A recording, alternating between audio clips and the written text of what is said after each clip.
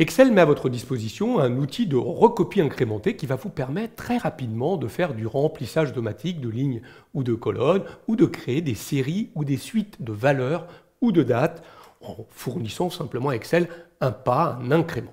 Par exemple, je vais partir ici de la valeur 1 et j'aimerais aller de 2 en 2, 1, 3, 5, 7, ainsi de suite. Je vais taper la valeur 1 et en dessous, je vais taper la valeur 3.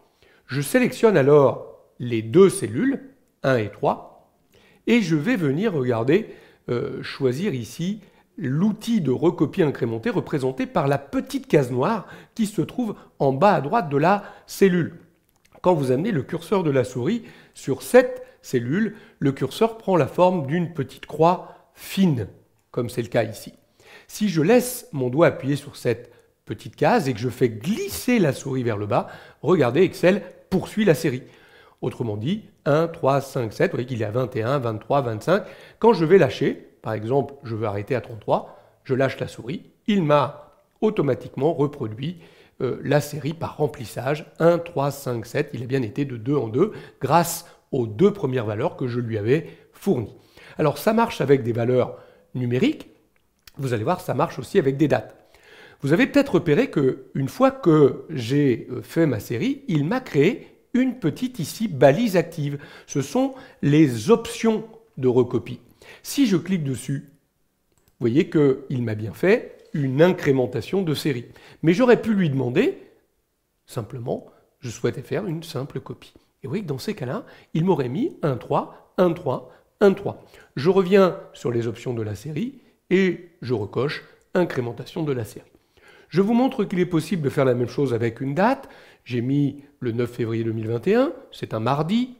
Je vais mettre ici le 16 février 2021, qui est un autre mardi. Et donc, en sélectionnant les deux dates ici, je vais demander à Excel de poursuivre la série et de me donner tous les mardis qui suivent, par exemple ici, jusqu'au 8 juin 2021. Voilà qui est fait. Vous voyez qu'Excel a poursuivi la série et m'a affiché tous les mardis. Vous donnez les deux premières valeurs ou les deux premières dates de la série Excel et Excel poursuit la série pour vous. Si vous avez une série très importante à faire, par exemple ici, je vais repartir du 9 février, mais je ne vais saisir que le 9 février. Et je vais aller dans l'onglet Accueil, choisir le bouton Recopier.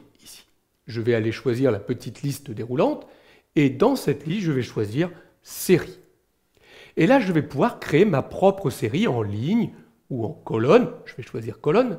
Notez qu'il va créer une série chronologique puisqu'il est parti d'une date, donc il a repéré qu'il s'agissait d'une date.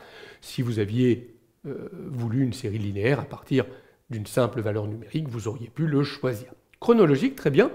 Je pourrais lui dire que je veux créer une série qui travaille sur les jours, et de 7 jours en 7 jours, j'aurai juste à saisir ici la valeur du pas, et j'indiquerai la dernière valeur. Moi, je vais rester sur un pas de 1, mais je ne vais plus choisir l'unité de temps jour, mais le jour de semaine. Et je vais lui dire que je veux arrêter au 31 décembre 2022. Voilà, je valide, regardez, il vient de me créer la série complète. 9, 10, 11, 12, vous voyez qu'il a passé le 13 et le 14, qui sont des samedis et des dimanches. Et si je vais voir tout au bout de ma série, avec CTRL flèche en bas, je me retrouve bien au 30-12-2022. S'il ne me propose pas le 31, c'est que sans doute il s'agit d'un samedi ici. Je reviens avec CTRL flèche en haut au début de ma série. J'aurais pu créer la série en ligne, bien entendu, au lieu de la créer en colonne. Si vous saisissez qu'un seul élément dans une cellule, et notamment si cet élément contient du texte, puis une valeur numérique, ou une valeur numérique, puis un texte. Dans ces cas-là, regardez, si vous prenez la case de recopie incrémentée et que vous faites glisser vers le bas, Excel poursuit la série en incrémentant la valeur numérique située derrière le texte. Trimestre 2, trimestre 3, trimestre 4. Voilà qui est pratique quand vous avez besoin de mettre des intitulés comme ça de colonnes ou de lignes qui se suivent. Année 2020, année 2021, année 2022. Je vais en saisir qu'un et je vais utiliser ma recopie incrémentée. Vous voyez, pareil ici, salle 108, salle 109. Si je viens sur la case de recopie incrémentée et que je fais glisser ma souris, je vais automatiquement avoir salle 109, salle 110 et ainsi de suite. Notez que je pourrais toujours venir dans les options de la recopie incrémentée ici et lui demander de faire une simple copie. Je vais annuler la dernière action. Je recommence. Je reviens sur ma case de recopie incrémentée, mais regardez, pendant que je fais la recopie incrémentée, je vais maintenir la touche CTRL du clavier enfoncé. Vous avez vu, au-dessus de ma petite croix, il y a un petit plus qui vient se mettre. Et du coup, regardez, si je fais glisser maintenant, il ne fait plus par défaut une incrémentation, mais une simple copie. Bien évidemment, je pourrais revenir ici et lui demander une incrémentation de série. C'est vous qui décidez. Ça fonctionne tout ça aussi bien en colonne, comme on l'a fait ici, mais regardez, je pourrais partir de salle 124 et faire glisser à droite, pour cette fois-ci, créer une recopie par remplissage vers la droite et plus vers le bas. Ça fonctionne également si la valeur numérique est avant le texte. Vous avez vu, je fais glisser vers le bas et j'incrémente automatiquement la valeur numérique. Donc vous voyez que vous pouvez créer comme ça des séries ou des suites en donnant deux valeurs ou deux dates et en poursuivant la série, ou simplement en partant d'une simple cellule contenant une valeur texte suivie d'une valeur numérique ou inversement.